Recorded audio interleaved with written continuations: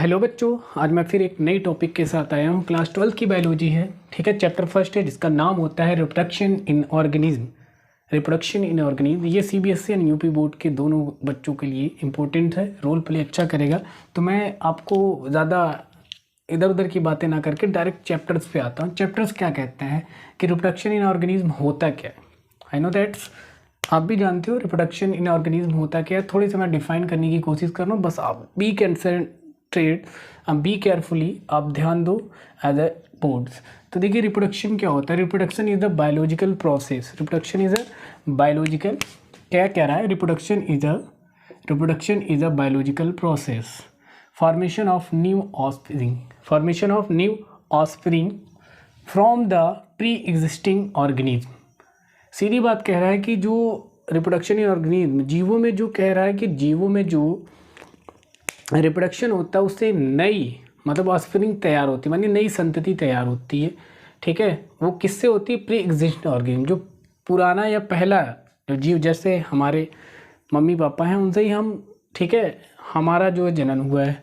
तो एक तरह से देखा जाए तो प्री एग्जिस्ट जो ऑर्गेनिज्म है उससे नए ऑर्गेनिज्म का क्या होता है, फॉर्मेशन होता है। तो ये डेफिनेशन थी कि रिप्रोडक्शन इन ऑर्गेनिज्म होता क्या है।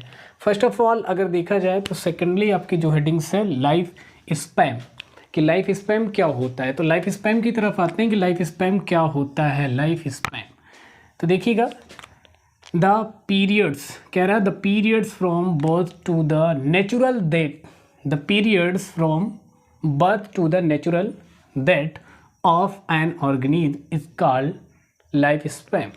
I know that's the period from birth to the natural death of an organism, it life span। उसी को क्या बोलते हैं? लाइफ स्पैम बोलते हैं। कौन सा ऐसा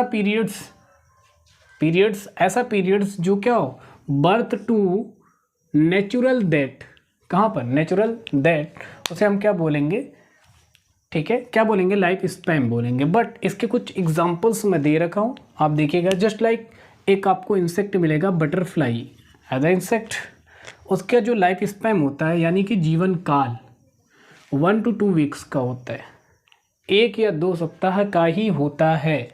अगर बात करेंगे बनियान ट्री, एक आपका प्लांट्स होता है, इसकी जो एज होती है, I know that's 1000 of year, क्या 1000 ऑफ ईयर होती है। तो आप देख सकते हो 1000 ऑफ ईयर्स बनियान ट्रीज, ठीक है। लेकिन अगर एक बात कहें, आप एक एनिमल से टर्टवाइज यानी कछुआ, उसकी जो एज होती है अप्रॉक्सीमेट 200 ईयर, ठीक है, 200 ईयर्स होती है।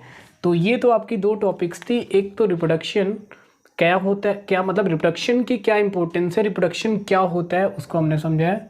दूसरा आपका सेकंड जो था लाइफ स्पैन, तो लाइफ स्पैन क्या होता है उसको हमने समझाया, कुछ एग्जांपल के साथ समझाया कि बटरफ्लाई का जो है लाइफ स्पैन कितना होता है 1 to 2 weeks, but 1000 of years banyan tree, ठीक है। और दूसरा आपने एक और एग्जाम्पल देखा कि टर्टवाइज जो होता है 200 ईयर्स, ठीक है, उसकी लाइफ स्पैम होती है यानी जीवन काल। सेकंड अगर मैं हेडिंग्स की बात करूं तो टाइप्स ऑफ रिप्रोडक्शन, क्या अभी पढ़ने वाले अपन लोग, टाइप्स ऑफ रिप्रोडक्शन। तो टाइप ऑफ रिप्रोडक्शन देखोगे तो reproduction is a 2 types, reproduction is a 2 types. First of all sexual reproduction and second asexual reproduction. First of all sexual reproduction and asexual reproduction. तो फिर बच्चों हम लोग चलते हैं क्या फटाक से सेक्सुअल एंड असेक्सुअल रिप्रोडक्शन की तरफ। तो हेलो बच्चों, अब आगे का टॉपिक कंटिन्यू कर रहे हैं। जैसे कि हमने पीछे देखा कि सेक्सुअल रिप्रोडक्शन और asexual reproduction, reproduction in organisms के 2 टाइप्स होते हैं। तो रिप्रोडक्शन देखा जाए तो 2 टाइप्स का था, sexual and asexual.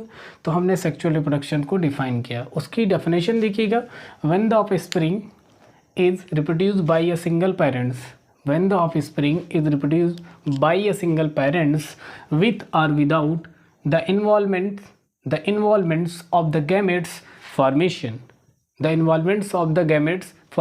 the reproduction is called asexual reproduction। तो आपने देखा कि जब कोई भी ऐसा ऑफस्प्रिंग हो जिससे क्या हो, प्रोड्यूस हो बाय सिंगल पेरेंट्स, मतलब सिंगल हो, मेल हो या फीमेल हो, आई नो दैट एक सिंगल पेरेंट्स हो, ओनली वन, और उससे गैमेट्स का फॉर्मेशन हो जाए और न्यू ऑर्गेनिज्म तैयार हो, उसे हम बोलते हैं आसेक्सुअल रिप्रोडक्शन।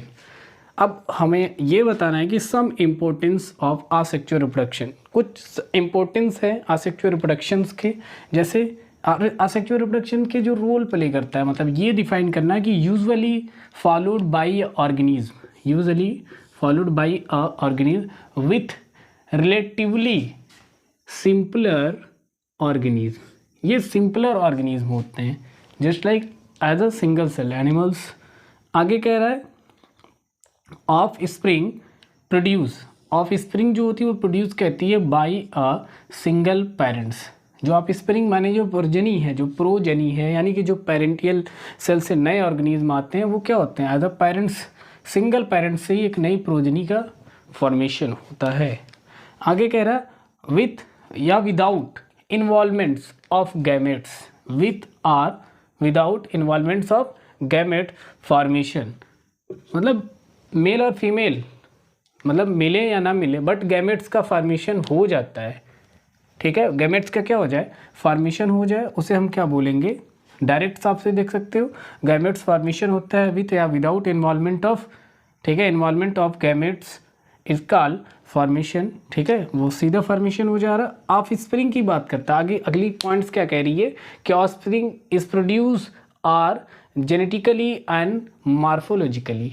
दो शब्द यहाँ पे, दो ऐसे वर्ड्स हैं just like genetically and morphologically similar, मतलब कि जेनेटिकली भी देखा जाए जैसे उसके ब्लड्स, उसके जेनेटिक मटेरियल्स, एंड मार्फोलॉजिकली वो क्या पेरेंट्स से मैच करते हो।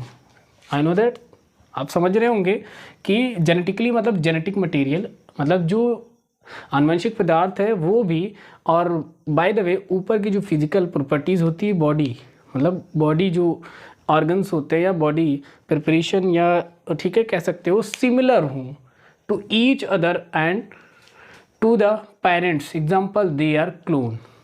अगर एकदम जो पेरेंटियल सेल होती है वैसे ही आने वाली प्रोजनी हो, माने जो आने वाली जनरेशन है वो भी क्या हो, फिजिकली एंड फिजिकली यानी आई नो दैट मार्फोलॉजिकली कह लो या जेनेटिकली कह लो, दोनों क्या हो, सेम हो यानी सिमिलर हो, उसे ऐसे को हम क्या बोलते हैं, क्लोन बोलते हैं। याद रखिएगा क्लोन, क्लोन का मतलब होता है पेरेंटियल सेल से जेनेटिकली एंड मार्फोलॉजिकली क्या हो, सिमिलर हो, उसे हम क्या बोलते हैं, क्लोन। क्लोन शब्द अपने आप में ही बहुत बड़ा रोल प्ले करता है, तो आप इसको थोड़ा सा आप अंडरलाइन विथ हाईलाइट करके देखिएगा कि क्लोन क्या होता है, पूछा जा सकता है। तो जब कोई भी ऐसा आसेक्सुअल रिप्रोडक्शन की कोई भी मतलब ऐसे पेरेंट्स से बनने वाली, मतलब आसेक्सुअल रिप्रोडक्शन में ही सिर्फ क्लोन होता है, सीधी बात। आसेक्सुअल रिप्रोडक्शन में आपको क्या मिलेगा, मार्फोलॉजिकली एंड जेनेटिकली क्या होता है, सिमिलर होता है। वो प्रोजनी जो आने वाली है, पेरेंटल सेल से आने वाली जो जनरेशन है वो क्या होती है, मार्फोलॉजिकली और जेनेटिकली सेम होती है, उसे हम क्या बोलते हैं, क्लोन बोलते हैं। आगे आता है, हमने एक चीज़ दे रखा है कि नोट्स में कुछ ऐसी चीज़ें हमने बता रखी है जस्ट लाइक आप 5 किंगडम के बारे में जानते होंगे, kingdom Monera, kingdom protista, kingdom, ठीक है, किंगडम प्रोटिस्टा, किंगडम फंजाई, उसके बाद आता है किंगडम एनिमलियन, किंगडम प्लांटी। तो आपको 2 किंगडम्स के बारे में बताऊं, kingdom protista and kingdom Monera.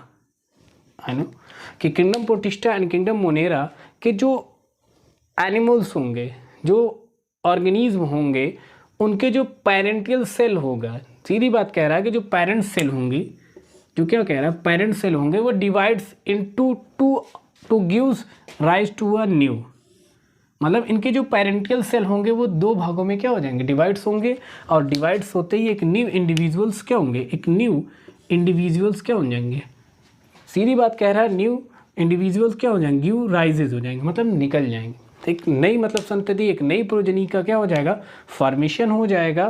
Thus इसलिए कह रहा है कि इन दिस ऑर्गेनिज्म, इसलिए क्या कह रहा है कि इसलिए ऐसे जीवों में जो ऐसे प्रोसेस के थ्रू एक न्यू प्रोजनी का फॉर्मेशन करते हैं, उसे हम क्या बोलते हैं, सेल डिविजन्स, यानी कि इनकी सेल्स क्या हो रही है, डिवाइड हो रही है, और डिवाइड होती है एक न्यू प्रोजनी यानी न्यू जनरेशन, न्यू ऑफस्प्रिंग क्या हो रही है, तैयार हो जा रही है।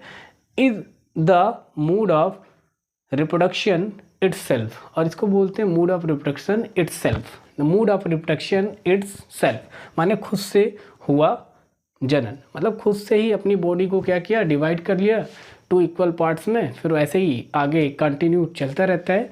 तो ये आपने देखा कि नोट्स में हमने ये बताया, और ये नोट्स में हमने जो बताया कि डिवाइड सेल डिविजन्स करके अपनी न्यू प्रोजेनी या न्यू ऑस्प्रिंग को तैयार करते हैं, वो कौन है, किंगडम मोनेरा और kingdom protista, kingdom protista and kingdom Monera.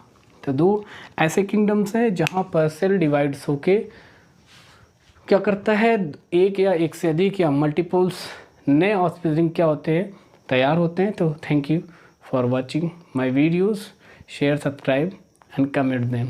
Okay, thank you, bye bye, take care.